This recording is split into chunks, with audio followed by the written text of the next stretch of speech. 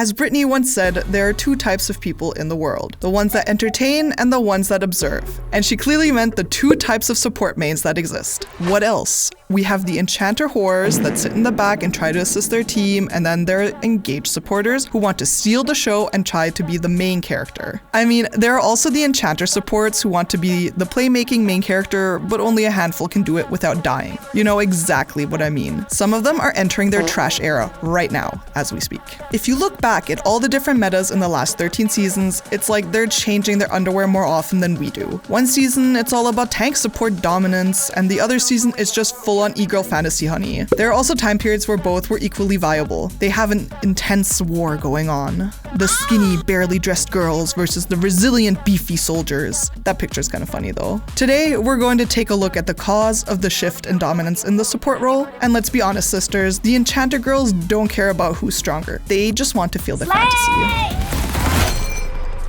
First of all, we have to talk about their differences, and they are very clear. Tank supporters have a completely different view on the game as an Enchanter. Their task is to enable plays with their CC and engage. They can even work as the main initiator for the entire team. You have a lot of responsibilities on your shoulders. One shitty engage and you're getting flamed for losing the whole entire fight. That's what I mean by being the main character. If you can't handle it, you should stick to your Enchanter babes. They can obviously peel for their ADC or team with their utility, but their main strength is around enabling. You are a deciding factor of winning the early game. Oh yeah, and that's one thing too, tank supports are better in the early game in comparison to Enchanters. One hook or CC with a follow-up from your ADC and ignite, and you're toast, honey. Especially because of how squishy Enchanters are. Also, they outperform with their insane crowd control. Everyone knows how obnoxious it is to get caught by a full Leona, Nautilus, or Alistar combo. Now we come to some downsides though, about tank supports. Once you go in, do your combo, well, you're kind of left sitting there as nothing more than a glorified melee minion.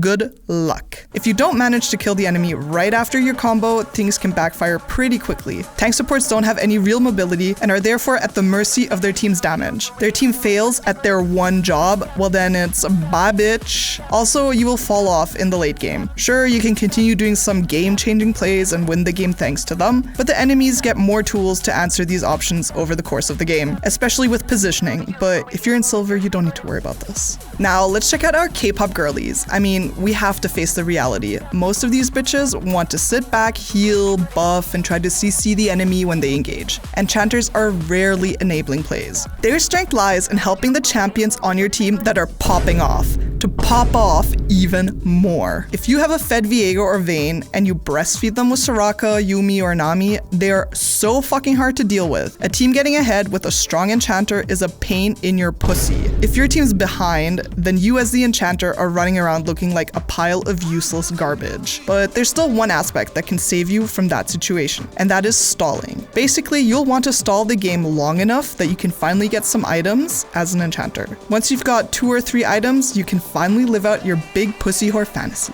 We also need to talk about the items, because that's also a turning point about who is winning this war of supports. If the tank items are busted, we have an engage meta. If the support items are busted, we have a carry-centered meta. Simple as that. Sis, I just need to say one word: Ardent Censor. Or something like Moonstone, Pre-Nerf, or Redemption, you know, you get my drift. But there are also tank support items which are Primarch cheap and give a lot of health and stats. But you always need to compare them to the Enchanter items. Recently in Pro Play, tank supports don't even buy one of the support tank items, and just instantly buy Omen. I mean, that just shows how garbage they are, right? Radouin's Omen is way more expensive, but provides a lot more benefits and tankiness to survive your engage longer. The last aspect I want to talk about is the general meta. It's really not complicated. You have really insane hyper carries who can 1v5 the game. If they are ahead, it's Enchanter win. If you have a team fight and heavy roaming meta, then engaged supports come out on top. So I hope you enjoyed my analysis of the situation and could follow my thoughts. I think it's very clear and understandable now. And as I said, bitch, I know you will continue to play Lulu, Soraka, or Janna because you're just not a variety queen. See you next time.